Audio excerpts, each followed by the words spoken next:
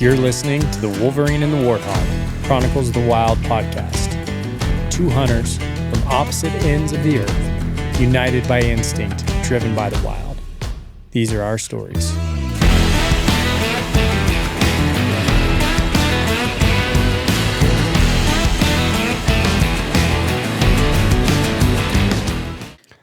Okay, pod number 4. Welcome back. Wolverine and the Warthog.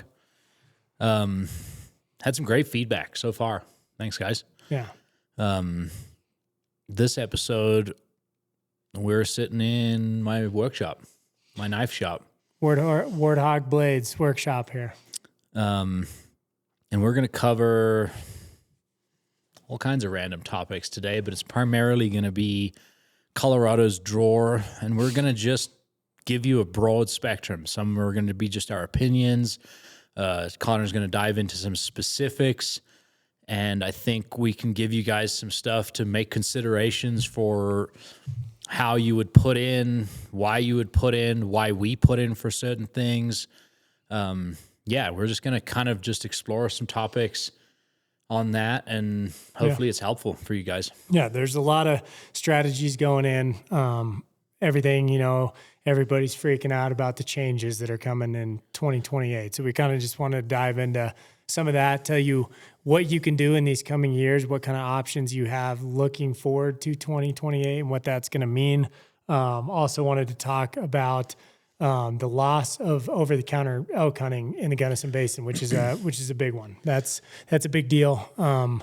Our southern units have been limited since '99, and these stayed over the counter. And there's been a lot of mixed feelings on that. I feel like the people of Gunnison were very vocal about them wanting to get rid of OTC. The Gunnison Wildlife Association worked hard with CPW to get some of these changes pushed through. Let me see if I can summarize this for folks that are not familiar. Not that you give us the details, but what Connor's referring to is for elk specifically in the Gunnison Basin units. The second rifle season and the third rifle season was an over-the-counter OTC, over-the-counter season where you could turn up, and provided you didn't have a conflicting tag for that species, you could walk into a store or walk into a CPW office, buy an elk tag, and go hunting in any one of those units. Right. That's anyone now gone. That they listed. It's gone specifically for the Gunnison Basin, not statewide, gone for the Gunnison Basin.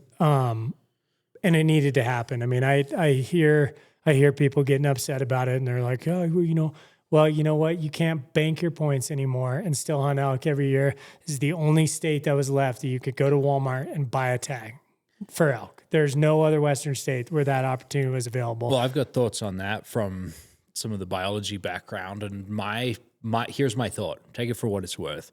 I've always had a problem, and I can't add it up, where it's over the counter. They know totally what the total sum of over the counter tags are as a sum for this state. For the state and for a second season or a third season. What they don't know is there's no mandatory reporting for harvest in Colorado, which I think there should be. So I just don't know how, like, no rancher or in any other business would you leave that metric out. You just simply can't manage without it. And not only can you not manage with what was, a species and an environment, not knowing how many were killed, if you don't know where people are hunting specifically, you have no idea if one place is getting overpressured from another. So just the simple side for me, looking at it for the benefit of the habitat first, then the species within it, and then hunters after that. If it was me and it was a perfect system, or if it was just a private entity, I would absolutely stipulate who hunted, how many, and where they hunted, and know what they killed afterwards. Otherwise, we're winging it.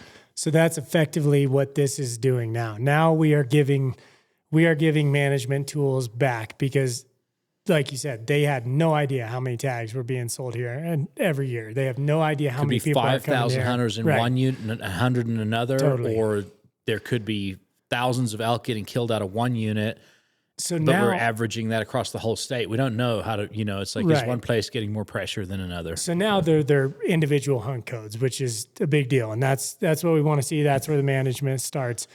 I wouldn't be too worried about it because right now we have no idea where to start, right? Because we have no data to back any of Well, that up. I can give you some basis on that. Last year, which some may know, but most people are familiar with Colorado, they cut non-resident archery, which became drawer for all of the over-the-counter areas that a non-resident could get an over-the-counter tag. They made drawer last year, and the statistics show that it was pretty much 100% drawer the first time you put in. And I suspect that'll be the same case with these because they're gonna wanna basically let it play out and have the numbers show them where people are. Yeah, So because they don't have any idea. I suspect there's not really going to be a hard cap on these. Have they stipulated a cap? Based on their estimation, their total pull a number out of thin air estimation of how many hunters were hunting over the counter in the basin, we're looking at a 10% reduction in tags, which is not very many, seeing how many are here. So that means that you could potentially draw that tag on second, third choice, possibly even fourth. We have no idea how it's going to shake out this year. So that still gives you the opportunity, which people have been doing, to bank a point and still hunt. Because once you draw your second, third choice, it's not taking your points. You get to draw that tag while you're saving the points. So effectively, it means nothing this year, except now that it's not over the counter, we're in with the landowners now. So the landowner preference program, which is allocated tags, which we've talked about before, 10% of the tags go to landowners who have a specific amount of land and meet specific requirements. If it is over the counter for a specific species in any season, they don't offer landowner tags to those landowners. So now 10% of second, third tags are going, and now first, fourth, muzzleloader and archery are now LPP, into that, which weren't before. There was no landowner that could get a 551 archery elk tag on their land, but because second and third aren't over the counter anymore, that means all of them are available. So, and that's takes a big change. Potential tags from the overall pool, and well, it doesn't really take them from the pool, but it takes them from the private drawer pool and gives them to landowners. Yeah, it does take it away because now there's the it's other mandated 10%. So it is going to take tags away because they haven't been in that draw before. There's been no landowner draw. Yeah. Okay. So there's 10% of the tags. Well, who knows? I guess let's see how that marries out. But you made a point earlier, which I want you to clarify, is that you saying there's a potential. There's a couple of different strategies to this. I'm saying based on how over-the-counter archery went last year to drawer, basically it showed that everybody that put in for their first choice got their first choice. You're saying it might be even better than that, where if you want to take the risk of building a point, put in for a second choice, you might get it. Correct. Because both, maybe. There was a lot of those archery tags. Until this levels out. Let's give it 2-3 years, and then then they may start to restrict the numbers if one unit's getting more pressure than another, et cetera. And like in following years, you'll have more data to be able to see this as a chance to take a stab, because typically I don't put in for second, third choice tags. I just don't do it. But this is a potential to do that.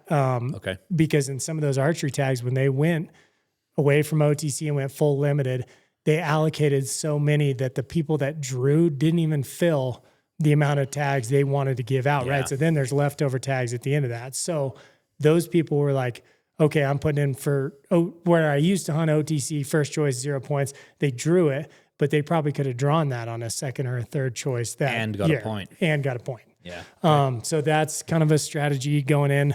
I personally have not hunted over-the-counter elk in a long time because it was a disaster and this had to happen. It had to. It had to happen. I mean, we both live actually in one of these units, and it's just not fun. No. And it's just not the way to manage it. I'm glad for the change. Personally, it right now won't have an immediate effect, I don't think, but I think it's the right direction. Yeah, we're going to be working that way. So that's why that happened, and I think that that's important to to cover, you know. Okay. What else specific to our Gunnison Basin before we move to Colorado as a whole? I mean, There's not really any new Okay. hunt codes. There's a couple things that people can get this brochure and look in between the lines to see. I'm not going to outright give those numbers and seasons away. That's across the whole state, Yep. though. That's always a constantly changing thing of Yeah. new tags available in bits and pieces. But that's your more so- responsibility to do that research. Okay, so what's happening?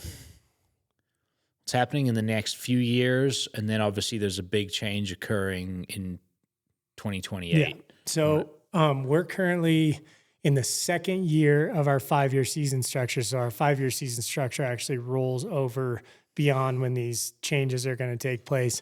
We were hoping for some more changes from the last 5-year season structure to this 5-year season structure.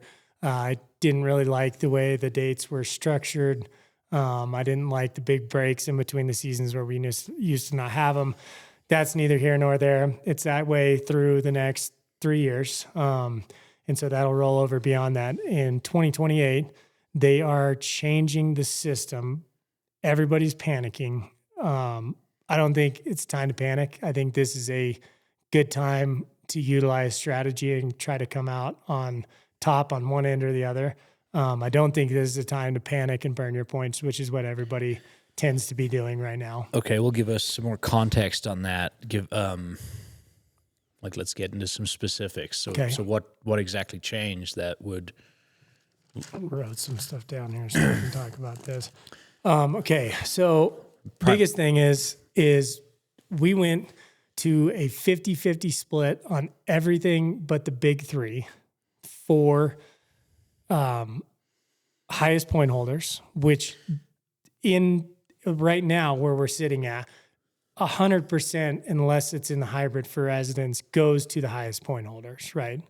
Because it's whoever has the highest points for this tag that they put in for down the line, that's how it's going to work. So if you meet that certain point requirement, you are going to draw. That still stays in effect, but now 50% of the tags are going to go in a random draw. This is a true random draw on how it should happen, where your points equal your name in the hat. We're going to call it the hat method, where 20 points, 20 entries, 9 points, 9 entries, 5 points, 5 entries. So 50% of those tags are going randomly like that, which can be good and it can be bad. You know, it's this, like I said, I just don't think this is a time to burn those points, because you could come out on the other side of this as a higher point holder. Well, you know? let me play devil's advocate here a little bit. There's a perspective that I've been a loyal supporter of Colorado's drawer system. Hypothetically speaking, we've got some buddies who have, right? They've been in this game for 30 years. Yep. And the goalpost for them in the system that is current is the highest point holder has the highest probability of drawing their tag. The longer you're in the game and the more preference points you have accumulated, it directly correlates to your odds of success in a season structure. Obviously, there's some variables of that, right? And so for those guys, are they getting screwed? See, this is the way I look at it. I think, so let's say you're putting in for this deer tag and it takes 20 points, okay? You're at 16 now, okay? So you're kind of behind. It keeps creeping. It's creeping a quarter point a year. It's creeping a half point a year, and you just can't seem to catch it. If all those guys in front of you are going to dump their points, even if not all those guys, if some of those guys are going to dump their points, you are part of the random pool and part of the highest point holder pool, right? So let's just say everybody does dump their tags or their points. Great. Come out on the other side. You're now the highest point holder. But if you're not, when you had 16 and it took 20 to draw, you had 0 chance of drawing. Now you have a chance of drawing. So you have to look at it like that too.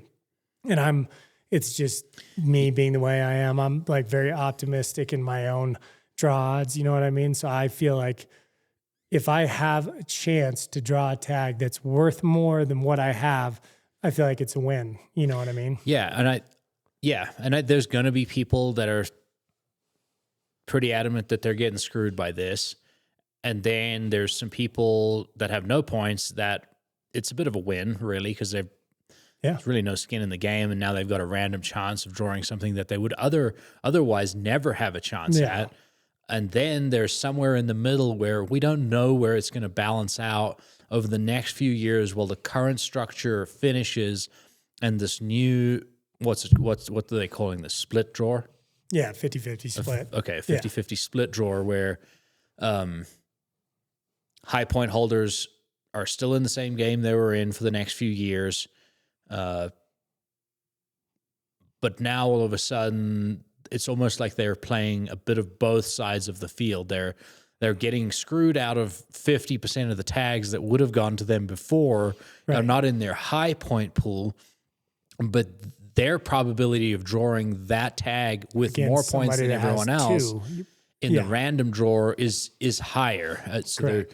So it could be a wash in the future. We don't know how that's going to balance out. We don't know. But it's something as you apply, and that's kind of why we're covering this. I forgot to say that is applications are open as of when this podcast releases. Yep. So this is it's something you need to consider because I've heard most people dumping their points, and I told Andy earlier, it hasn't changed the way that I apply at all because I'm not going to just panic and just go get some tag to burn the points because who knows? I might be better off. If I have 7 points on the other side of 2028, I may have a better chance to draw a tag that takes 15 points. Well, look, there's lots of variables to everybody's situation, right? It depends if you're chasing a tag that you're close to getting or maybe you're not close, but you're hoping over time you would catch it, which you may want to consider statistically the odds of if you could ever catch that. Yeah. In which case this change, even though you may think it's screwing you, might actually be your best chance of ever getting that because statistically you may never catch it. Totally. So 23 points on 30-point tag, like Unit 2 elk or something like that. You had 0 chance before. Now your name is in the hat almost more than anybody else who's in your 50% of the tags. Yeah. So because there is some of them that are creeping almost a full point a year. And I don't understand, I guess I'm not really smart enough to understand they're doing this to help alleviate the point creep. That's I don't know how it's going to happen. To do to simplify the draw process, which one of the factors was, how do we point creep is a problem everywhere in every state. And we need to try address it some way, which there was a lot discussed in that. We're not going to get into the weeds of that here. Because that horse was beaten pretty well. For sure. Now, one of the other factors is if you're considering this and you've banked enough points to draw what you want and you have enough for it, then you'd be in the position of playing both again because you might make the next couple of years your priority to go get that done because you benefit from getting the tag, you've saved enough points to go get, hunting it, and then immediately having a random chance to draw that tag or another tag in the future. Totally. So that's a consideration if you're in that boat. Just for the people that are kind of in the mid-range, don't settle for something that you weren't planning on doing in the first place. That's at least where I'm at, right? I am going to hunt somewhere that I want to hunt, and I'm not just going to panic buy something. There's going to be some people, Connor, that don't know for sure, right? Yeah. Like they don't know the units well. There might be a dream for this, or they just might not, that person might not have their goals set on a specific unit that them and their buddies know or that they think is awesome. I mean, they might just take a stab at whatever now, right? Yeah. It's like if you want to come hunt Colorado and you got some points in your pocket, like there's something to be said for like get it done. Yeah. Like get out and go hunt. Go hunt, man. How many points do you want? Personally, I'll never save over, besides for the big 3, I'll probably never save over 7 points ever again.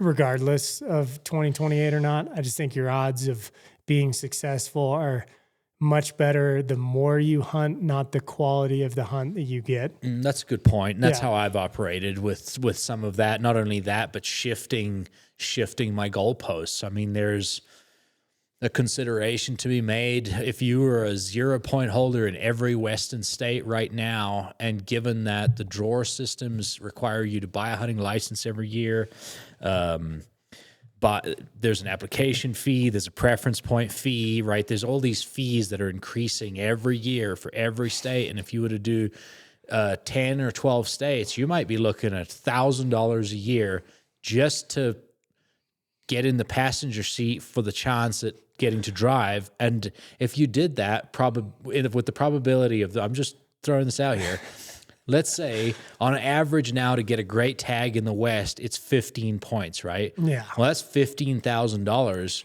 at a chance. What if you took that $15,000 right now and went to Africa Yeah. or something like that, right? Think about it that way. It's a possibility. It is a possibility. The reason why I'm laughing during that is because I look at hunting money like Monopoly money. You know, it just like, it has to happen. Like it's just a fact of life. I have to spend whatever I have to spend on applying for these states, because I'm just laughing just because we kind of joke about that. Yeah, it's like that meme of like the average hobby in the United States costs like $250 and hunters are like, yeah. No way. not ours. No way. Yeah.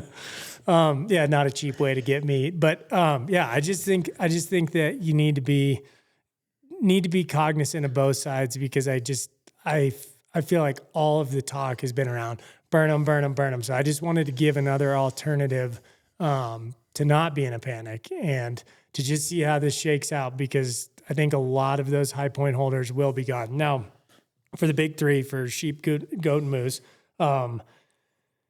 they are going to a hat system as well, which is what we wanted them to do for the longest time. But they aren't giving a certain percentage to the high point holders. My ideal thing was like 20% go to the max point holders, and then 80% of them go random. But before, so like as that's gonna upset high point holders for the big three. Oh yeah. So as we look at this, So there's no split in the big three. It's 100% random. 100% random. But you keep your points as the number of names you get your name put in the hat. So before this I'm just going to touch on this real quick, because we needed to move to this system, not necessarily with those percentages for allocation, but before. So Andy puts in for moose with 3 and 2. I put in for moose with 3 and 8. They assign you a number. Yeah. This is so insane. So you have to have 3 to get in the drawing. They assign you a number randomly. That number is code for something else. So that becomes a new number. Then that new number is mirrored. And if it starts with a lower number, if you start with a 0 or a 1, your odds, that's when my 8 and your 3 or whatever I said, that's when they factor in. Those points didn't help you at all. So when I factor all of my draw odds for the big three for up until 2028, I am taking how many people with 2 points last year that are now going to have 3 this year, who drew, those point holders are now off. I am doing a totally random, they allocate 3 tags and there's 200 people that apply for it. That's how I'm doing that, because those points don't help you at all. Okay, let me see if I can understand. But now they this. do. Now they do in 2028. Well, do they? And work through this. Okay, well, consider this. What you explained was Colorado's very convoluted, weird way of picking people. It had a point system that was supposed to benefit the high point holder. But if you look at the statistics of being eligible, so 3 plus 3, you've been in the system for 4 years. Yeah. That guy's odds of drawing the tag compared to the guy with 25 points, how much difference is there? We're talking like tenths of a percent on the old system. So like, yeah.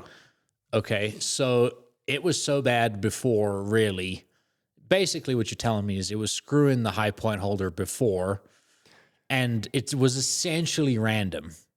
Essentially, like It might be a wash, man. It might be a wash, right? Because, well, no, it actually might benefit high point holders. I think it more has now. to, It's because probable that it does. think about more my names dad in the has hat as a pot. Because what you're dependent on with the old system is the complete unknown randomness of this first assigned number. Yes. There is no, if that isn't preferenced, you're not preferenced at all. Yeah. Now everybody puts their name in the hat, but the highest point holder has the most names in the hat. Yes. Statistically, that has to help them a little more than the old system. Yeah, you might be right. Because like at 3 and 1, so now your goes in, but max is 3 and 21 or whatever. So or no, 3 It's and more than that. It's 3 and 24. So it's Yeah. 27 points. So yeah, 27 names in the hat compared to this low number. I do think I would have rather seen an allocation, like I said, a 20% allocation to the highest point holders, and then 80% of them go random, because we need to get those guys out of this pool. You know what I mean? Like applying for Moose, like my dad and our friend Brad, who we're going to have on the podcast since 1985. That's insane. This is I've the got some other 41st guys year of applying. that have been in, from even before it was a system, looking for that tag. Yeah. Look, there's another reality, Connor. There simply aren't enough of those species to give everyone a tag. Totally. It's just, for me, yes, I would love to hunt those, and it's a lottery ticket, I think. You know what I mean? Like, it's if you get it, pat that hunter on the back and help him out. Yeah. And hope you draw a lottery ticket, I was right? gonna say, you got to go into it with confidence. So, like, seriously, when I apply for these crazy tags, which I've drawn 2 of them now, which is insane, I legit think I'm gonna draw. I'm not like, there's no way I draw that tag with 3 and 7. There's all these point holders, because it is a random draw. Like you said, for somebody that's not a max point holder, because I was, younger, it is a random draw for me. Yeah, I'm kind of pissed that I don't have a better chance than the guys with 3 and 1, but it's still a lottery. So I don't know. I feel like you can make it happen. You have just as good a chance as anybody else. So what are you complaining about? You know what I mean? Yeah. That's the way I look at it. It's a tricky one. It's a tricky one, but that's interesting. Okay. I understand that better now. And I mean, let's say, let's not totally get in the weeds, but there's a part of that where if all these states could start over again, there's lots of options, but probably completely random for everyone is probably the simplest. If they had started that way. The fact that now we've got people that have been doing it for 40 years and been loyal, like, there's no fixing it without screwing somebody over now. You have to. And here's the other thing I want people to consider, is it's something I've always considered. It's like, we can beat those number forever, right? It's habitat first, animals second. Our privileges and rights are, I want those taken care of before I'm taken care of. Yeah. So consider that. Like, yes, we're pissed off about how some of this works, but like, are we looking at habitat? Is our department looking at habitat? Yeah. Right. Like, consider that. Start thinking about that. And I mean, that's interesting that you bring that up, because when I drew my Colorado moose 2 years ago and I killed my bull, it was a struggle. And they gave out 3 tags. 3 tags? Yeah, 3 tags. So they opened it up in 2019, 1 tag. 2020, 3 tags. 2021, 3 tags. And I think they depleted it to a point where I went in and I told the CPW, I was like, there's too many tags being issued in this place. Like, there needs to be 1 tags. Yeah, it made my draw odds better, but I'm more worried about the longevity of that species. It's not sustainable. No, it's not sustainable.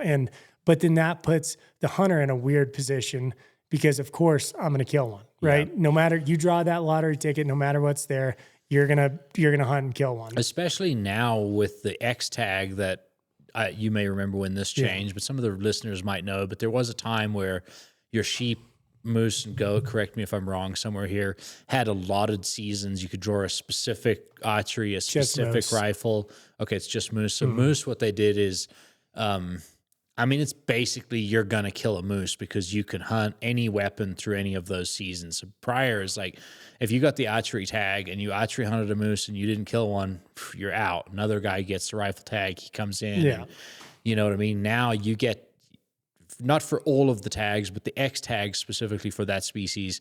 You get to hunt archery during archery. Then you get to hunt muzzleloader during muzzleloader for that species season. Yeah. And then rifle. Like if you're getting that done. Like Yeah. if you give a moose tag to somebody here in Colorado now, do you know the success rate? No, but it's high. It's got to be I mean, high, because like I said, you're not going to draw that tag again. So if you draw one, don't turn it in, go hunt that thing because you'll never draw again. I mean, statistically, you look at that as a lightning bolt and you got it and you got to go hunt it, right? So you are going to kill one. And that's what I remember talking to Brad about it. And I'm like, this is before the season. I'm like, I mean, what do I do? Because I really wanted to kill one with a bow. I'm trying to do the big 8 or the big 9. And I'm, wanted to kill it with my bow. And I was asking him and he goes, take this from an old man who has lots of regrets. Because I asked him about when rifle starts up, do I pick up a rifle? He's like, take this from an old man who has lots of regrets. He goes, you will regret that for the rest of your life if you do that. And I was like, because he knew what killing one with a bow meant to me, right? That was my goal. That's not for everybody. That was my goal. But then I asked him, I was like, so do I shoot a paddle horn on the last day with my bow? And he's like, oh, fuck yeah. Yeah. So, I mean, you're gonna kill one. So before it used to be, you'd pick a season. So the scouting didn't really work out. And anyways, they went to season's choice. So now if you draw that tag, there is a lot of non-resident moose tag, not a lot. There are non-resident moose tags, which I don't even think we should be giving them away. But I mean, there are non-resident moose tags, so make sure for people that are applying to kind of look into some of those and pull those odds, because there's been some anomalies where I've seen, great tags actually favor a non-resident because of the amount of people applying. Okay. There's other changes to the big 3. There was something to do with once in a lifetime. Explain that. Okay, so previously, moose has been the only once-in-a-lifetime tag. True once-in-a-lifetime, you draw it, you never draw again. Or you draw it, you kill one, you never can draw it again. Okay, you had to kill one. You're just out of the game. You're out of the game. So I'm out of moose forever. I will never be able to shoot a Colorado bull moose again in my life. Okay. Because I killed my sheep earlier, it does not go retroactively. So I can technically hunt a bighorn sheep as they move to these changes in 2028. That's on me to decide what I want to do. I killed a gray ram with my bow. I'm not sure that I want to steal that opportunity away from somebody else. So now sheep and mountain goat are now also going to be once in a lifetime tags after 2028. Yep. All of them. Yep. Which I think needed to happen because like Andy said, there is not enough tags to go around for everybody that's applying for those. Especially if you're trying to fix the point thing and look after the habitat. Does that apply to female of the species? No. And female of the species does not take the 3 weighted points to get you started. So you can draw a U tag on Starting 2028? No. Even now? Mm-hmm. Yeah. Really? It is. I'm back in the moose drawing for cow, which I didn't think I'd do, but I think it'd be kind of trad bow. Yeah, trad bow, 100%. Yeah, 100% trad bow. So I'm back in the drawing for that. But like I said, I feel very fortunate to have hunted sheep and killed a great ram with my bow. We do have desert sheep in Colorado. And that's one where there is no points, and it is a just random on 0 points draw. Odds are horrible. I don't see ever being able to kill one in New Mexico, Nevada, Mexico. I'm just a normal guy. I'm not going to be able to pay $60K to go hunt a desert sheep somewhere. So that's kind of my only option. So I need to decide because now I killed that in 2020. So this is the first year I'm eligible to get back in the Rocky Mountain drawing. But like I said, I have to weigh that upon myself whether I want to take that. Whether you put back in for a bighorn sheep or whether you continue to now try draw your desert. Yeah, that's what you're saying. Are there any changes coming for the desert? Yeah, they talked about how they may move it to a point system, which kind of stinks because I just wasted 5 years applying for it and didn't get any points. You know what I mean? That's kind of a bummer. But there's also, I recommend to the non-residents listening to this, you more than likely will probably never draw a bighorn sheep tag. So, you know what's another interesting? Hold on, just sorry. a second. Okay. Pick a desert sheep. They offer non-resident. I think they offer one non-resident desert sheep tag. Apply for that because it doesn't take any points. You could be the guy. It's an extra however many dollars or whatever. So if you have no points for sheep and you're kind of too late to get into it, that's one that I recommend. That's going to kind of screw everybody else applying for that. So another curveball there, you know, if they started doing points for Desert Bighorn, which I think is actually unlikely if they're trying to solve some point problems, but I wonder if they'd allow Bighorn sheep point holders to move their points. Like, do you pick one or the other, right? Like, who knows, right? You never know. They could be like, hey, you want to take your 19 points and shift it to that species? Yeah, I'd be really pissed. Like, who knows what they could get to do there. Yeah, but starting from scratch, I mean, we got to this problem we're at right now. Like, does it make sense to do that again? Probably not. Nah, probably not. Like, it's probably going to be random. I mean, yeah, the random, because like the best odds that I could calculate for resident were like 0.7%. Okay. So, I mean, pretty minuscule odds. But once again, I'm just the guy that's like, I mean, legit every year that I apply for that, I'm like, I'm drawing my desert sheep. I tell everybody I'm drawing my desert sheep this year. And they're like, seriously? And I'm like, no, not seriously. But yeah, I mean, I think I'm going to. You're just steering the universe. Yeah, is what exactly. You're doing. That's a great strategy. Yeah. Yeah. It's like, believe. You got to believe, man. So you're saying there's a chance. Yeah, you do have to. Yeah. So that's kind of some of the changes. The reissue list. If you don't know about the reissue list, don't dive down that rabbit hole. It used to be really good, gotten really crappy the last couple of years. That is effectively gone. It will, in 2028, it'll still be there, but it has to be tags that are turned in 2 weeks before the season starts, which to get your money or your points, you have to turn it in a month before. 30 days, so unless somebody willingly gives up, let's say for a non-resident elk tag, they give up their $700 and they give up all their points, that's not coming on the reissue. Like they're probably going to do it before, you know, unless something catastrophic happens and they get a exemption or something from CPW. But so that's effectively gone. But you just need to find a way to create opportunities for yourself. There's all kinds of opportunities now, and there's a couple of different things I see that occurred here from my perspective. I might not be totally right on this. So we got this point problem. We don't have enough of each species to give everybody a tag that wants one for the foreseeable future. I mean, there's just no fix in that. But we're moving the goalposts around a little bit. There's two factors I see, just analyzing it a bit more from like if I was running this as a business. Currently, we're in a system where, well, I'll put it from my example, right? Let's say I'm a 0 point holder in some of these other states, okay, like Nevada or Arizona or Utah, one of these states where you need 15 plus points to have any probable chance of drawing a good tag as a non-resident. Even as a resident, actually, for that matter. But definitely as a non-resident, it's definitely where you're at. Starting from 0 in those states now, given that they only have a point structure and no random chance, makes me, running the numbers, it doesn't make sense. Right. Like, it doesn't make sense. I would put that energy in, and everyone might be different, but the probability of me starting at 0, committing for 15 years, and the thing is, like, once 15 years comes, that goalpost has moved. We've seen point creep here in Colorado, you know, like you said, change from anywhere from like a quarter of a point per year to some like almost a whole point a year. Yeah. So you're literally just carrot in front of the donkey, like 100%, 100%, right? So I'm out.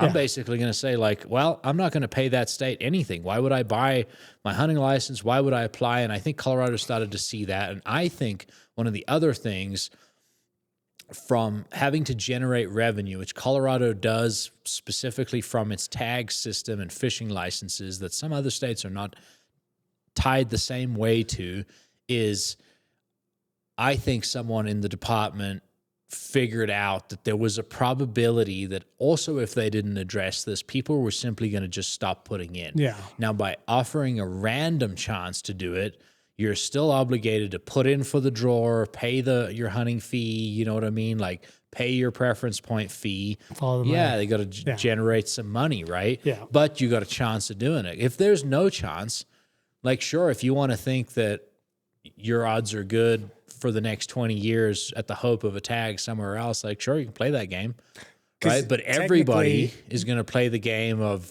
certainly if it's, what does it cost for a non-resident to just, I think it's like $200. that's a chunk. It's I a know, pretty good, I know. it's a And pretty that's good what, sum like of you money. think about that, like you But said. you'd pay $200, like I'll pay 200, like if Nevada had an option for me to apply in their drawer system and I had even a terrible but random odd of having my name pulled out of the hat, I would. But you do in Arizona and Utah. They do have a random. The odds are horrible, but you kind of have a random, right? So, I mean, I actually last year, because Utah's, their application is about to open up. Last year, I was like, I'm not doing it. I'm not spending my money. I'm not spending my time. I probably got 7 points or something in Utah for a lot of species. And I was like, it just doesn't make sense because I'm going to be just throwing this money down the hole. I'm never going to get to hunt a good unit. I don't want to spend 15 years and go down there and hunt a 140 buck. I just don't want to do it. But my buddy's sister drew some badass elk tag last year. And I'm like, I'm back in. I'm back in. I'm going to apply. And I have a hard time leaving points on the table. Also, if I truly decide that I'm out of a state. That's why my perspective is totally different. I'm saying, and even though use my perspective as a new hunter coming in. Someone with no points, no invested interest at all, starting from scratch, running the numbers. It's hard to buy into that. Right. But this new system in Colorado, it is, you could be like, yeah, okay, cool. I mean, the reality is some people are going to score big in this new system. Oh, yeah. Some people are going to put in with 1 or 2 points or none and draw a tag that we've been trying to draw for 20 years. Yeah. And it's a jackpot. Yes. And I also wanted to talk about this for the non-residents. So some of the highly sought after tags were actually an 80-20 split, right? So 80% resident, 20% non-residents. Across the board now, besides for the big three, is 75-25, which everybody's going to whine and be like, oh, our draw odds are going down, but we talked about it. We get screwed in every other state that we apply for. You need to take care of your residents. I understand why other states do it. We still offer a lot of opportunity to non-residents. But that being said, you're moving from 80-20, 75-20, sub 5. So you actually have 5% more of the tags in those specific hunts going to non-residents now in a random draw that you could draw with 1 or 2 points. So be more specific for all species? For all species besides the big three. Okay. So across the board, which makes sense because, it's like this one's 65-35 and this one's 80-20 and this one, it's like just make it across the board. That's in 2028. To clarify what Connor's talking about is just a percentage split of how tags are split between a resident. There's 100 tags for a certain species and it's, 60-40, for example, then 60 tags go to residents and 40 tags go to the pool of non-residents. And so that's varied, but now essentially residents are benefiting from this averaged out 75-25. 75-25. Yeah. So that's a benefit. And it was a topic I was going to bring up, over the last 2 or 3 years, I feel like Colorado has been a bit of a piñata for getting flack for hurting all of these non-resident hunters here, but then no one says, and we're residents, right? And so it's a little difficult to take, yes, things have been changing here in Colorado, and I don't agree with all of them, But I also don't totally like getting attacked by everyone else from these other states saying like, hey, you guys are making this worse for non-residents. And, you know, like we just get a lot of flack. Like you hear a lot of flack, right? But you don't hear about that flack for the other Western states. It's No. true that Colorado gives the most tags by far for Western big game hunting opportunities than any other Western state. Totally. I mean, it by has a been fair that margin big. as well, right? And then you factor in over the counter on top of it, where you can go into Walmart and buy a tag, which obviously here now is gone. That's not gone statewide. So that's important to know for people that have hunted over the counter in other places. That could still be available. It's Gunnison Basin specific, but we have very much catered to our non-residents. I mean, we're giving our non-residents 25% right now, going forward with this. 25% of all of our tags for a certain species are going to them. What are those odds in Arizona? What's the split between and ballpark it? Just so people get the gist of what I'm talking about. We're talking like 10% of those tags. Correct me if I'm wrong, because you've hunted there. So I'm gonna talk about New Mexico first. So New Mexico, from what I understood, was like 85-15.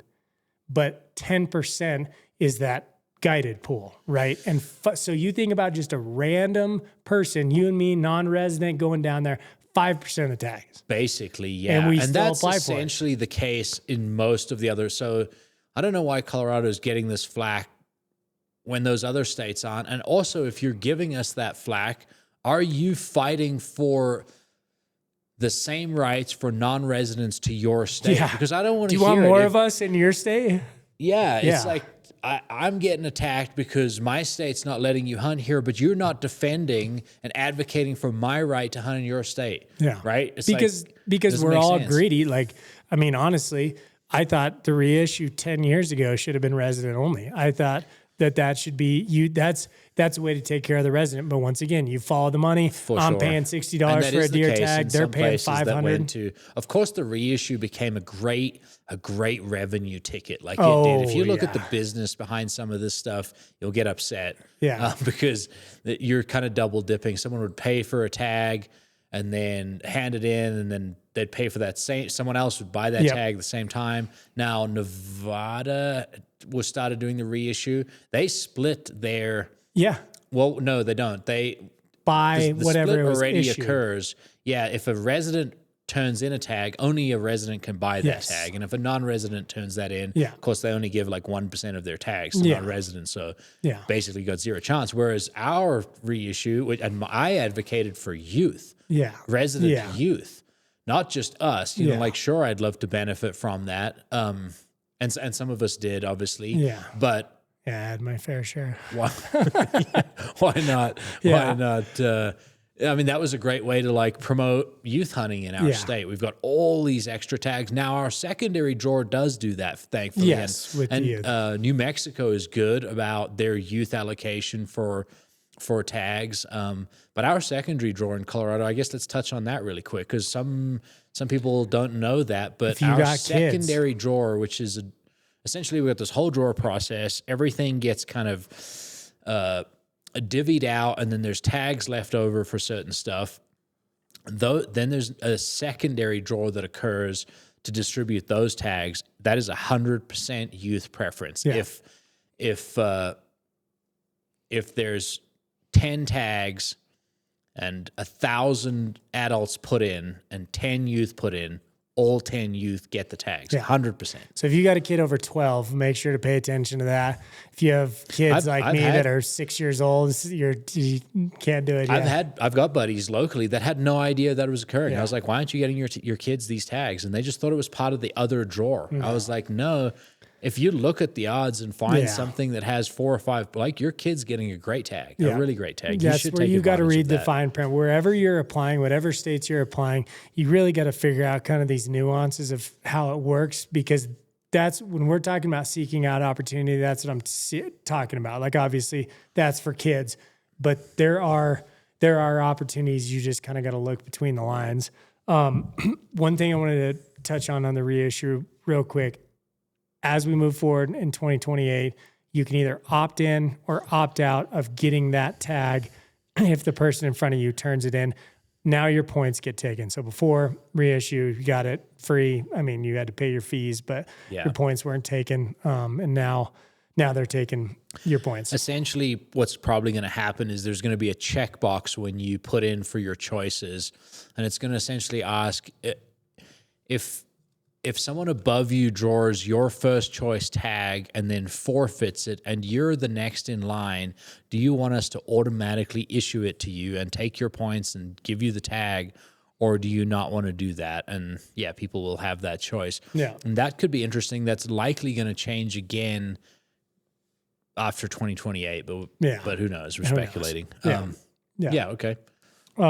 Yeah. So the secondary draw, it doesn't happen until June, I don't think. So maybe we can touch on that later in the future because we want to encourage kids to be hunting here, and that's your best bet. You know, you should be built. When can somebody, resident or non-resident, when can you get your kids their first point? 12.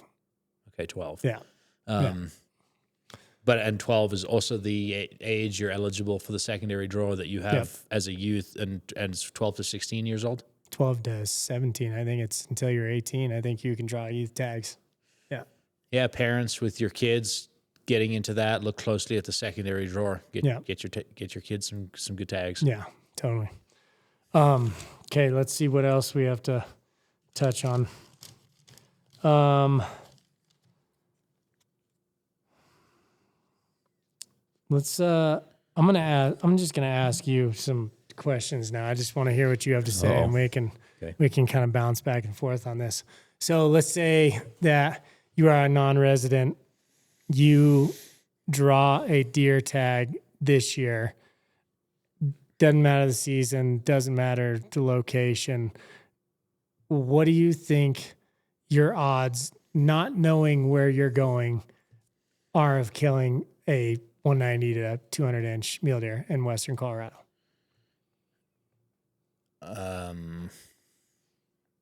I got a couple of thoughts on that. I think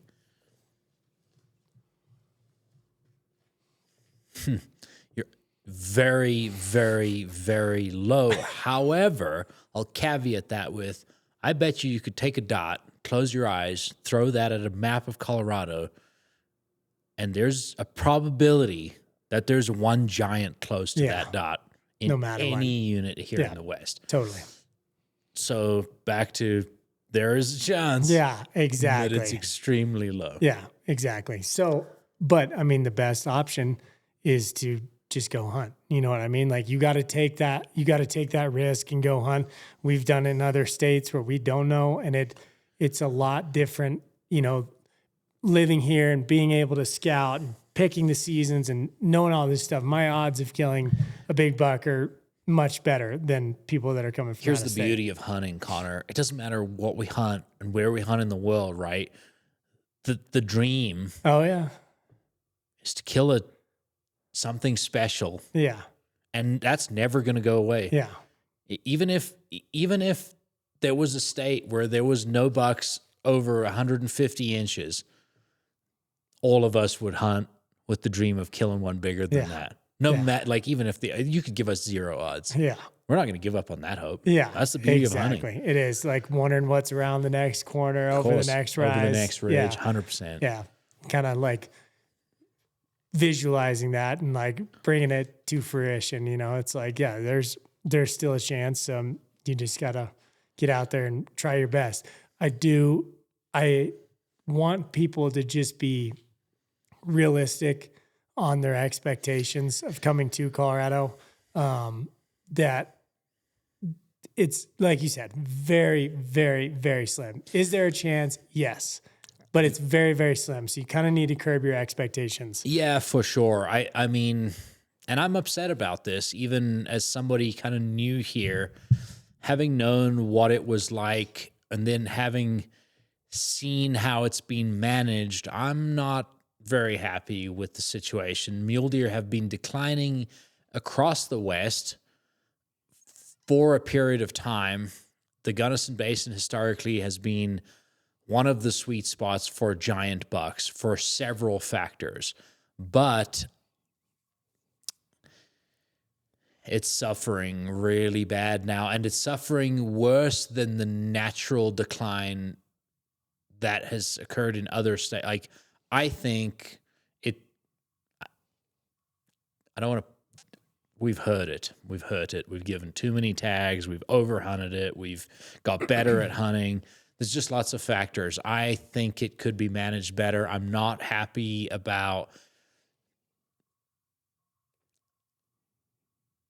I don't know what it is. It's an interesting one. I mean, I remember, like, I think the department is kind of shunting their responsibility of managing a really special resource and shelving it with stuff like CWD and winter kill and stuff like that just like are, I don't know. It's like we've got something really important. We've got something very special here.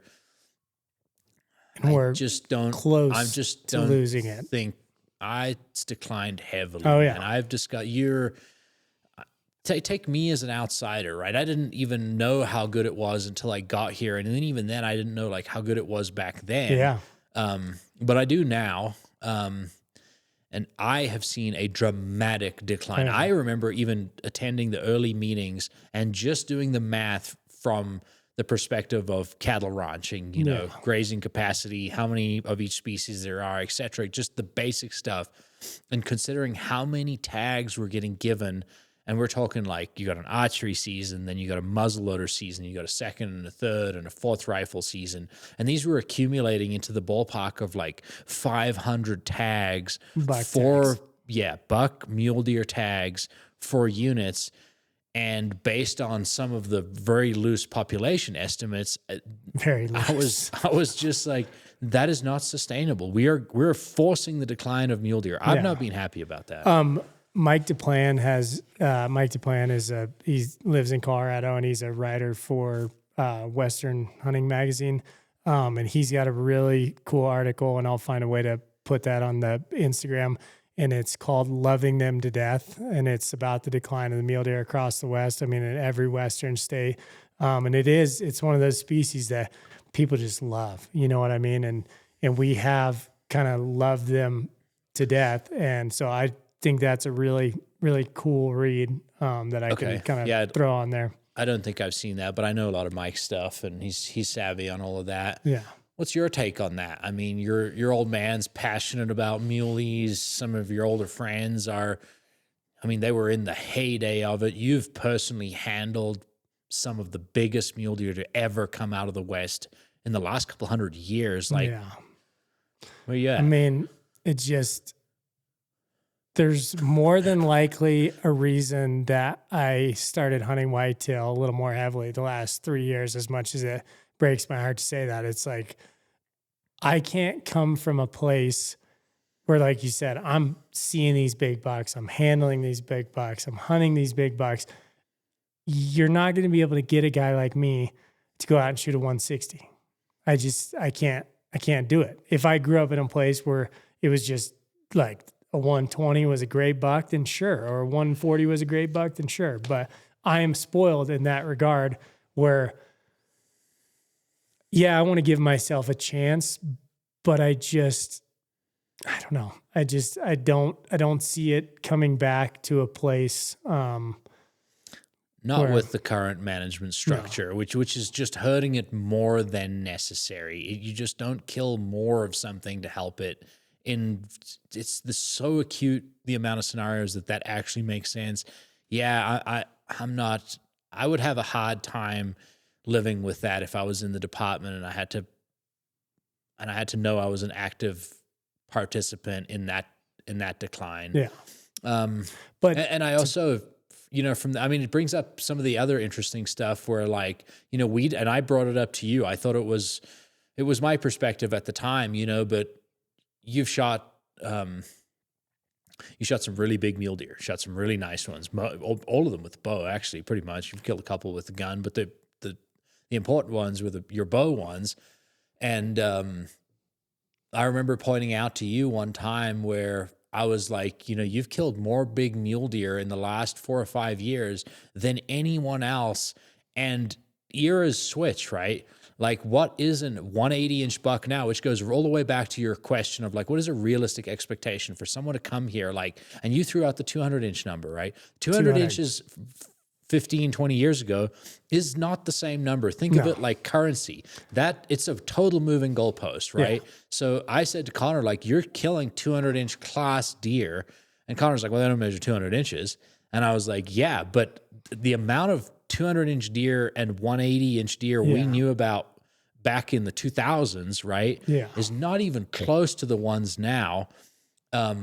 So you've kind of got to like shift your expectations with time as well in regards to that. 180 is the new 210. For sure. That's how I look at it is a 180-inch buck. That is a beautiful, big, nice buck. It's not that 210 that everybody dreams about, but that is the kind of bucks we're looking at. And yeah, you're looking at hunting a lot of 140 to 165 type deer with a chance of bigger. That also goes back to some of my personal feelings on the score just not being that important to me. Right. The number is not so important. As time shifts, as changes occur in habitat and management and stuff, like things maybe get bigger, maybe get smaller, genetics change, you know what I mean? Like there's these factors, like in your given time, are you just happy with what it is? And does the score really matter? Does it really matter to somebody? That's obviously a totally personal preference, right? And it doesn't matter to me. When I use those numbers, I'm talking about age class. I'm talking about, because there's 10-year-old deer that'll never have the genetics to reach 180 inches, right? But I want to see 6, 7, 8-year-old bucks on the landscape, which I just don't see anymore, which is for sure. And the reality of that is it doesn't matter what species and where in the world it is. Once it's past its prime and it's fully mature, that's awesome. It doesn't matter what it is. Doesn't matter. It really is awesome. Here's another one. This one's going to be another controversial topic, my man. All right. Shooting small bucks. Shooting small bucks gets a lot of flack online. Don't answer it yet. Okay. But that's a heated topic. There's people that really feel pretty strongly on both sides of that spectrum. And it's a pretty interesting topic to fully unravel because often it's just a jab at a new hunter or somebody that's hunted for a long time and kind of shaming him to like, you shouldn't shoot small bucks because that's what's causing the decline of our mature buck numbers, right? Good luck. All right. So the CPW, you know the Spider-Man meme where everybody's pointing at each other? That's what this is like. This all stems from the tags allocated, right? So you can't expect, if you're going to give out 200 buck tags, not all 200 of those guys are going to be looking for a world-class deer, right? There's going to be 50 of those guys that are willing to eat their tags when they go home. There's some guys that are just out there to hunt. So I wish that people weren't, shooting 160-inch 3-year-old deer because those are going to get there. But I can't fault them for doing so because CPW issued them that tag. It is their tag and their hunt to do with what they want. It has to be up to you whether you're willing to do that or not, but not everybody's willing to do that. So I blame the amount of tags we're giving out because most people want to kill something, Not everybody's looking for that trophy animal. So I don't think you can fault those hunters as much as you can fault management. You can fault them, but you're shifting the blame to something that can't actually change what you're trying to change. Yeah, you're shooting the mailman. Yeah, totally. Yeah. And I get it. Look, that's a broad topic. Yeah. It's a fun one, but it's a broad one. And I'm often calling people out on that because it's pretty easy to kind of bully someone into that where I'm like, why are you shifting the blame?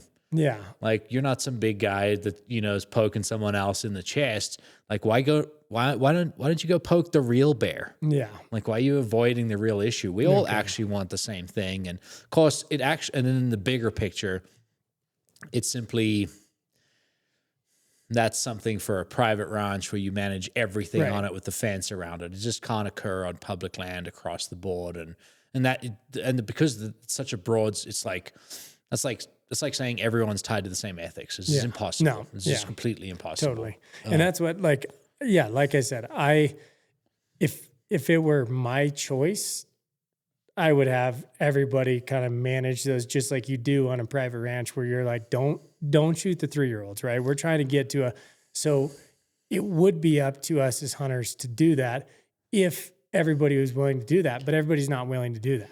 Man, the only thing humans are willing to do collectively is stupid stuff. Yeah. Yeah, exactly. Yeah. Why can't we get people to group together on important stuff? Yeah.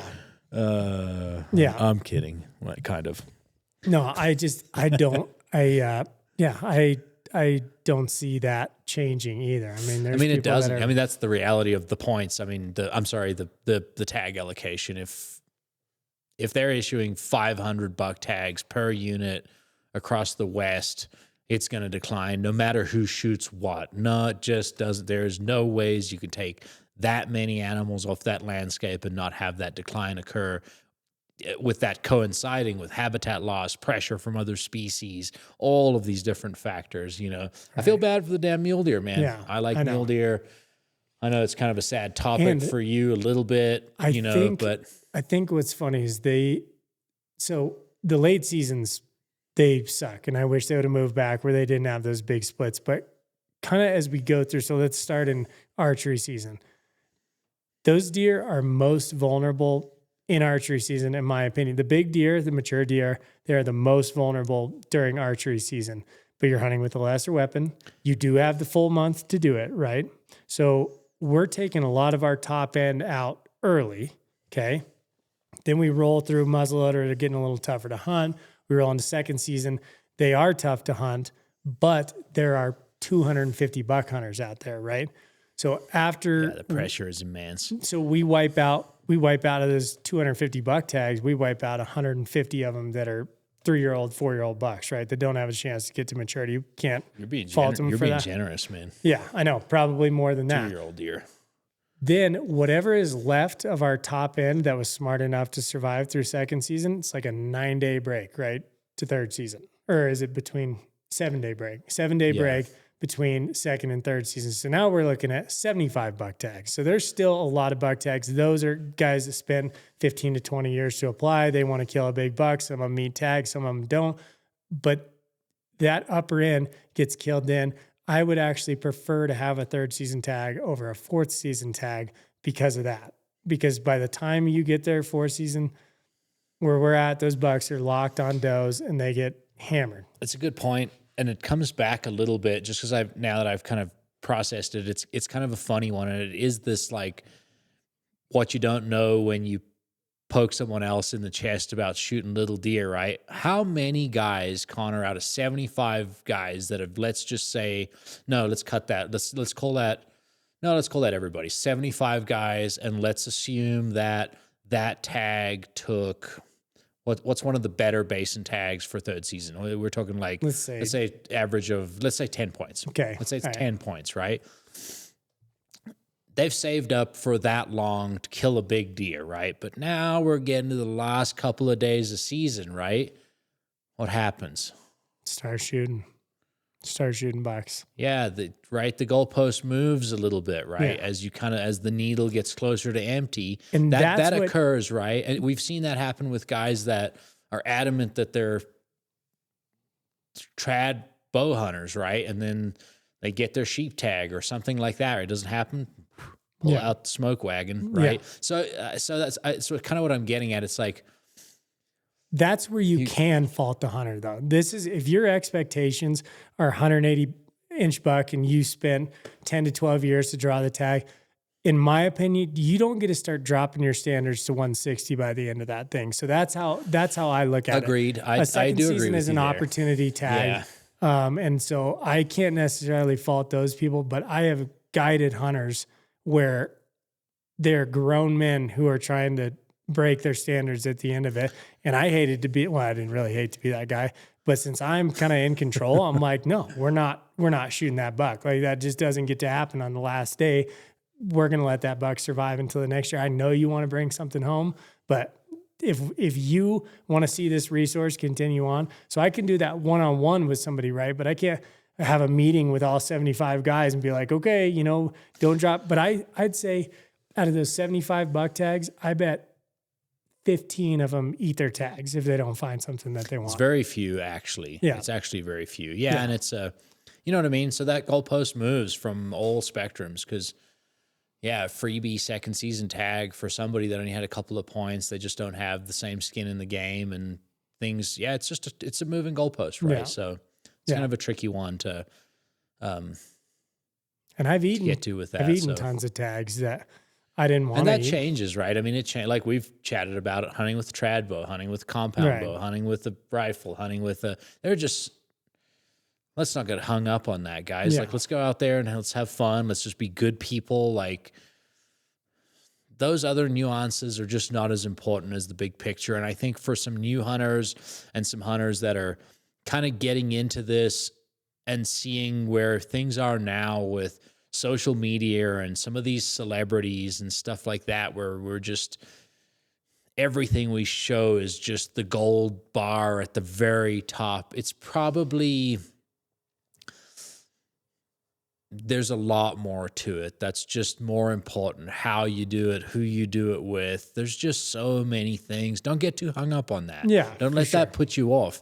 Some people are very adamant about certain things and they've accomplished a lot and that's their goal. And you don't have to look at everybody like you've got to get out there. And if it's your thing, man, and you come here to Colorado and it's your first time and you've got a tag in your pocket and you're with your buddies and you're ethical and you go out there and an opportunity presents itself that you're going to fully honor the animal with and it's meaningful. That's what it's about, man. Yeah. Just don't let me see you with that 100. No, I'm just kidding. No, it is. That is what, I mean, it is, you have to decide upon you what that is. And that's what I mean. It's like, you can't expect everybody to have the same standards, same ethics. That's why I'm more upset with the system. That's why it's easy to attack CPW, for example, and they don't deserve all the attack they get. But yeah, there's some stuff where I'm like, well, for the stuff that is important for a lot of us that are, like you said, pointing fingers all over the place, like that's where the decisions are getting made. That's where the tag allocation is coming from and stuff like that. But we're also losing our voice there, and I think what really frustrates me the most too is you can compare this to cattle ranching all you want, but this resource lives on its own, right? You don't have to feed them. You don't have to change pastures. You don't have to do all this stuff. They do what they do. So the management portion of it is easy, right? Because they're going to survive based on their traits. That's assuming you're protecting habitat. Right. As long as you're protecting the habitat. Correct. But that's where I really fault the CPW is like, this all stems from the management of this. They survive on their own. CPW didn't create big deer here. Big deer here have been here for millennia, and they just have to get old. You know what I mean? Look, here's something I've thought about for a long time, and not everyone's totally in the loop on this. I remember this conversation coming up when I very first moved here and, having experience in Australia and South Africa and privately managed ranches and all this different stuff. And then having some non-hunting friends here where I immediately identified in Colorado specifically that, and this might be to CPW's defense, that there is a conflict of interest wherein they have to sell the very resource they are put in place to manage just to fund themselves to do their job, right? It's like total conflict of interest. It's a tricky position to be in. I think we did them a disservice by putting them in that position. I think everybody across the state should have equally contributed to preserving habitat, and letting that system flow to where they didn't actually have to damage the very thing they're put in place to protect just to do their job. It's like, I mean, they have to sell licenses to pay themselves to do their, it's like, there's no win there. Like, how do you ever win that? Because there's always a conflict of interest. There's always a, right? And then if you get greedy, if it gets, now we're tied into parks that are not generating the money they should, so they're bleeding that out. Are we going to hurt our habitat animals more because of that? Yeah. Probably. What makes me, like, if you go, follow the money, go to the top, what really, really upsets me the most is our wildlife commission is made up of 12 people that are supposed to represent the people of the state, right? So you have a guy that's representing agriculture, you have a guy that's representing hunting, and you have a guy that's representing outfitting. So they have all these things. But instead of those positions being appointed by those specific groups, that the Cattlemen's Association, the Gunnison Wildlife Association, those are appointed by the governor. So politics are very much in effect in every state, but especially Colorado, because if you look, I sent Andy the 10-year strategic plan for the next 10 years in Colorado, and it's not looking, I can't say it's not looking good. There is not much mentioned about hunting. It's more about the recreation and the parks and all that. But we have these people that are making these wildlife decisions that are appointed by the governor. And I don't care what side of the fence you fall on, Republican, Democrat, whatever. If a Republican gets in office as the governor of Colorado, he still should not be able to appoint those representatives. Those representatives should not be an elected position and not appointed. And so on day after we release this podcast, I'm going to Denver because they are trying to outlaw fur trapping and the sell and trade of furs and antlers. They totally bypassed any legislation. This decision goes straight to the commission. So straight from the governor to the commission. And now we have to go dangerous. Fight. That's what I mean. It is there. No one should have that much power There's over the wildlife war management. on hunting from a lot of different angles for a lot of different reasons. But yeah, to get back to your point, of course it's disappointing that we don't have retired wildlife experts, ranchers, hunting guides. There are some incredibly experienced people in our field, including fisheries, right? That should be making decisions for the habitat, for the species, and then for everybody else, as opposed to from bottom up, as opposed to top down. But just look how politics work, man. It's screwed up. Like, it's broken everywhere. When they were the asking, fact that it's now broken in something that we're passionate about, obviously we're passionate about our country and all these different factors, but now it's really weeded itself into our hunting world, and it's something that a brand new hunter needs to be aware of, and the old hunters need to be aware of, is like, yeah, we are actually at a point now where the people making the decisions that directly affect the habitat, the animals, and our way of life are being made by someone who just simply doesn't value it the way we do and see it from our perspective. And that is very dangerous. I think they said, I can't remember if it was 8 or 10 of the people making up the wildlife commission are vegans. So, they don't even eat meat. The sportsman representative didn't eat meat. I asked, well, then he doesn't hunt, right? And they go, no, he hunts ducks. And I'm like, so he's not eating the ducks that he shoots. And I just think that's a mess. That needs to change. We need to find out a way where the commission, because that's where it's going to start from, right? It's going to start at the governor if the governor's able to appoint those people. But the Wildlife Commission is here to represent our interests, the habitat and the wildlife, like you said. And dude, I hate to say it, that's a rough spot, man. We're in a rough spot. Yeah.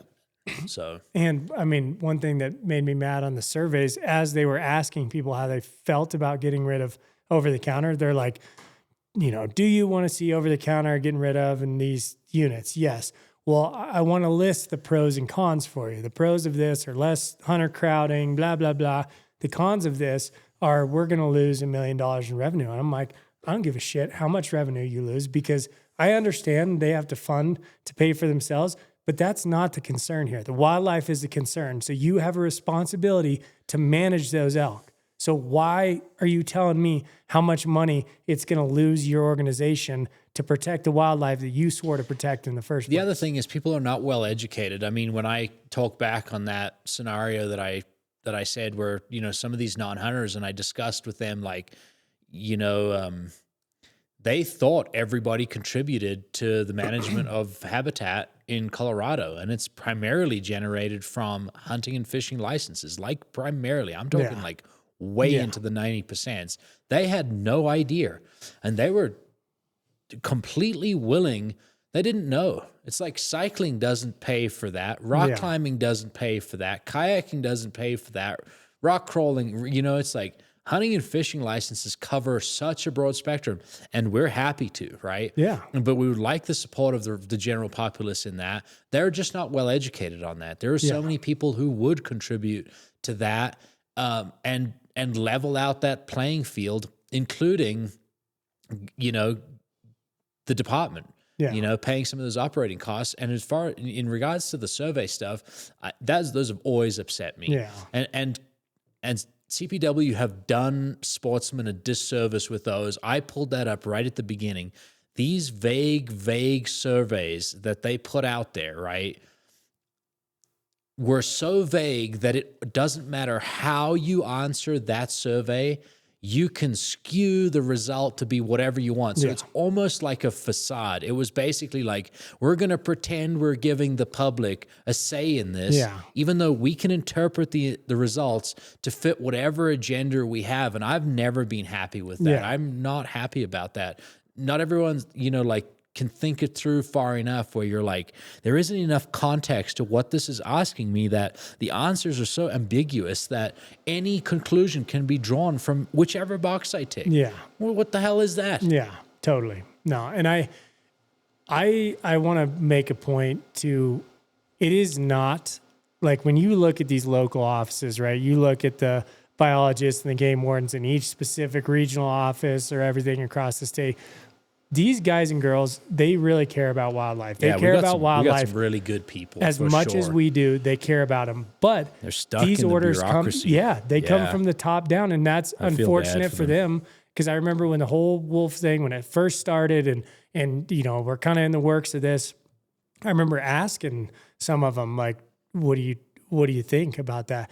And they wouldn't tell me, and then came to find out later that there was a gag order put on by the governor, like, if you want to keep your job, you're not allowed to get on a podcast and tell people your opinion of what the wolf reintroduction is. So I just want to make that clear that we're talking about CPW as a whole. Individuals. Yeah. It's the bureaucracy of it, the politics at the top, the way that's structured. And it's got to be frustrating for them. I mean, think about that. Very. I what a hard job to have, man. Just being stuck in between all three things you're having to juggle, and they're just generally not that popular with the public. And the problem with that is they kind of sour to the public as well. You know, I think a lot of them would be great, but they're getting attacked by us. They're getting attacked from above. They're getting attacked from the side. Like, totally. I feel real bad for them because we got some really good people in there. We got young people in there that are very passionate about it. We got some great longer term professionals in our departments, you know. But we are always getting mad at them because that's the only place that we feel like we have a voice, right? But collectively, there is sometimes even just, sometimes you got to just stick your neck out, man. You got to how important is it to you? Is it a job or it's a tricky one? But a lot of these guys are going to be close to retirement, right? And they're not willing to throw away their retirement, which I totally understand. They're that close to doing this, but that sucks. That goes back to the bureaucracy. Protect and preserve and manage habitat and wildlife. That's what you signed up for, man. Yeah, totally. Yeah, but it's coming from the top down, and I don't see Colorado having a conservative governor for a long time, you know.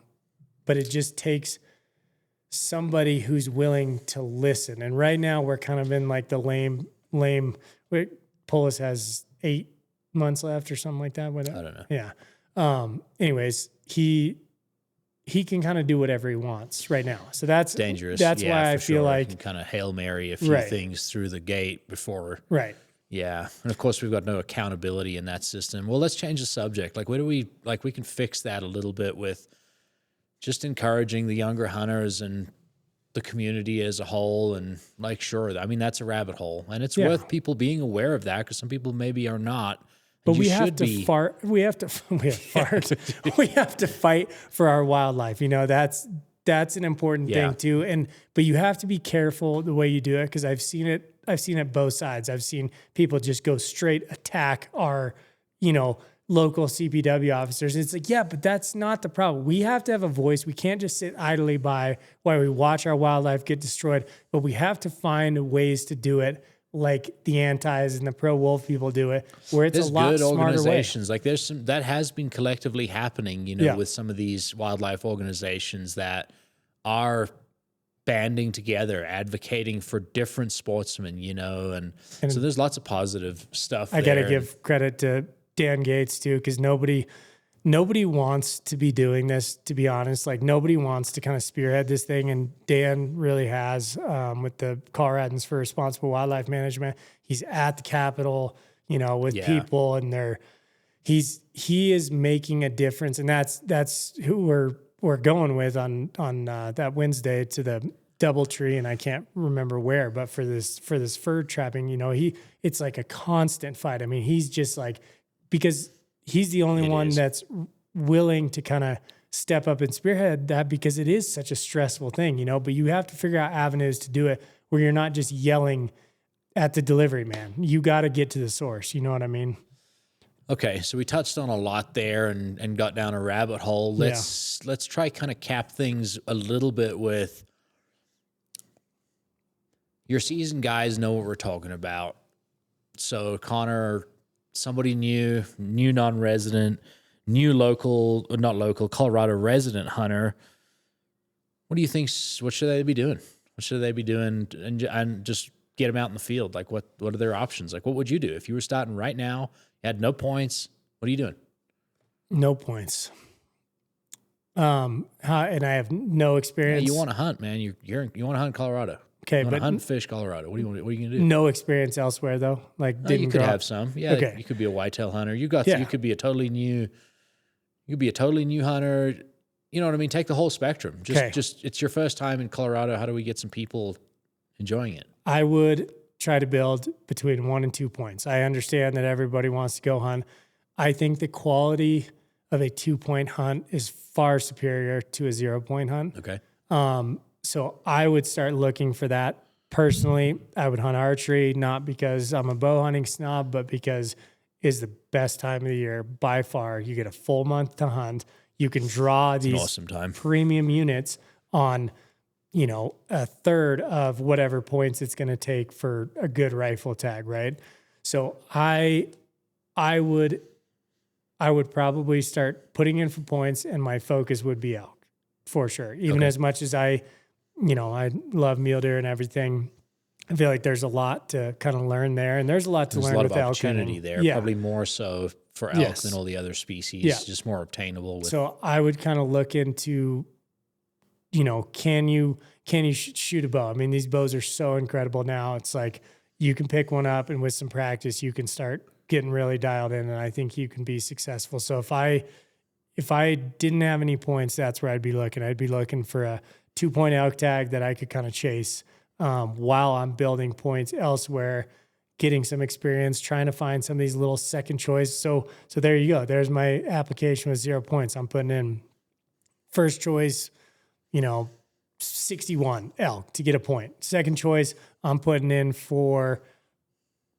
55 second rifle and seeing if that's a possibility for me to get that previous over-the-counter tag where I'm building a point. Okay. I'm going to get some experience elk hunting, but you can look at those stats and see, is there a chance for, a second choice on any of these tags? Like, I've done that before. I've gone down a rabbit hole in the stats and just been like, okay, where can I draw these tags on a second and third choice, or what tags take the most rifle that I can get archery tags and all sorts of stuff. So that's where I would start.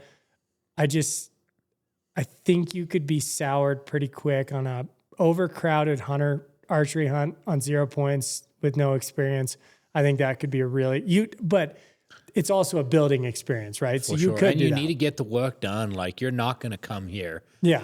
and kill a bull your first time in the woods with a bow. You're Yeah. not. Yeah. It's like, you got to be looking at it as a much bigger picture. You got to make the adventure. You got to get dialed in with your backpacking. You're going to be hunting out of a truck. Maybe you're setting up a small camp. You need to encompass and I know what you mean by September, because tourists are kind of moving out of some of the mountains at that point. Colors are coming in and changing. It's an epic time to be in the woods. You get much longer to do it. Yeah. And you can kind of pick, it's like, sure, not everyone's going to be able to hunt the full 30 days, but as a non-resident, pick a whole week, right? Pick a whole week and you come out and enjoy that time of year. As a resident, you'd probably bank yourself a week to get after it, but you can probably slip in a couple weekends on top of that, right? Yeah. So you could be hunting 15, you could almost be hunting, 2 weeks of that season if you could. Your goal is obviously to kill a bull, but you have to look at it from the learning perspective also.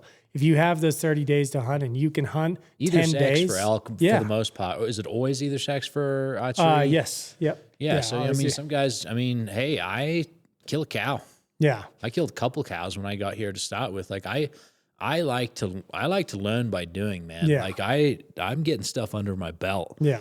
So, and you've got the beautiful meat, you got the experience, quarter one out, pack it out, like, Valuable man, experience. get it done. Valuable experience. And that's what you just have to look at it like. If you're very new into it, you're not going to just step into it and be one of these Instagram stars of like, look at this, I killed this, and then I went and killed this. It takes a lot of time to build up those skills to get to there. So you have to look at it like, I'm going to school. I'm going to learn how to do this. If success happens and you're going to try your hardest to make it happen, great.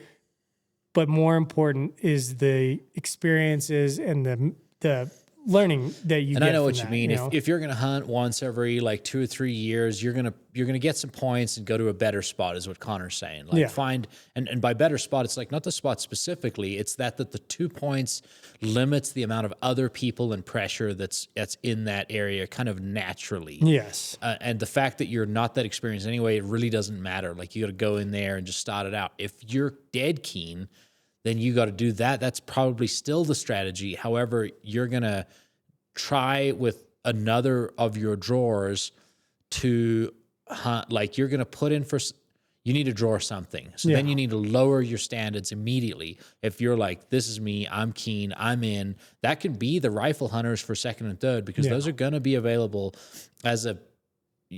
we're talking both rifle hunters and archery hunters here. You can play the field and potentially build a point and hunt every year for the next few years. I think that's pretty possible, right? And your second look at choice some to of get those a tag needs to be high probability.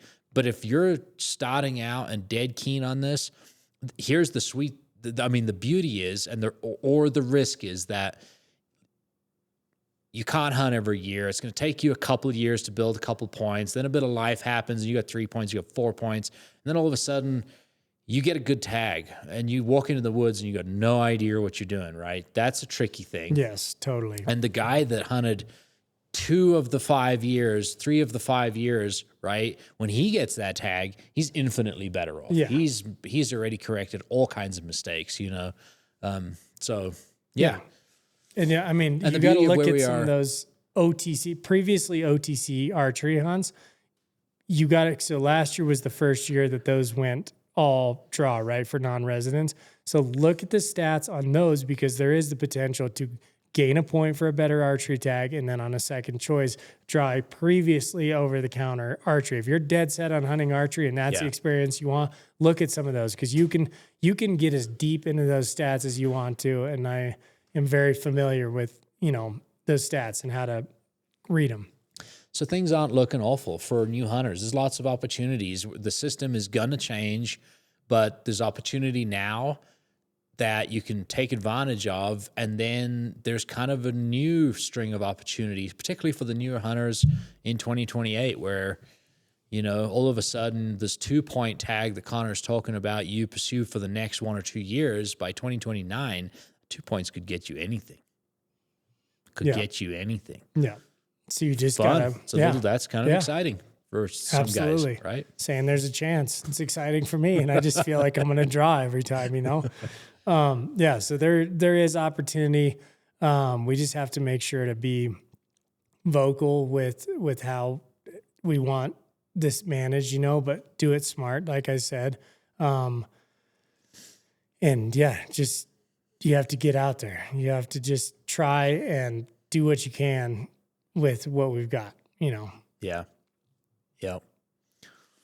Okay. Well, what else we got? I think we Covered that about pretty everything. good, right? Yeah. Went down a couple of rabbit holes. Yeah. We got all kinds of guests, guys. We got lists and lists of some really cool people that we want to get tied into this. I'd like to hear some suggestions. I'd like you guys to give us a little feedback. What do you like? What don't you like? Give us some constructive criticism and give us some direction. If there's something that's you think would be really fun that Connor and I would cover well, yeah, shoot us a message. Yeah. Message us, comment it on Instagram. Appreciate all the support so far. Yeah, you know, been thanks for awesome. the guys that have shared it. If you guys are enjoying it, share it with some of your buddies, you know. Yeah. And we did get some comments about, you know, jokingly, what do I do with my car out of points? And that was kind of the focus here, was to kind of address that, you know. So I hope that helped. But yeah, we got leopard trackers from Africa, fishing guides. I mean, people who've hunted all over the world. We really have some cool guests coming up. But one of our things is we think the podcast is much more enjoyable having them in studio as opposed to coming in over a conference call. So we're going to try to get some of those guys here with us to do those podcasts. But yeah, we got some interesting stuff in the works, and we just appreciate everybody listening in. Yeah, for sure. Thanks, guys.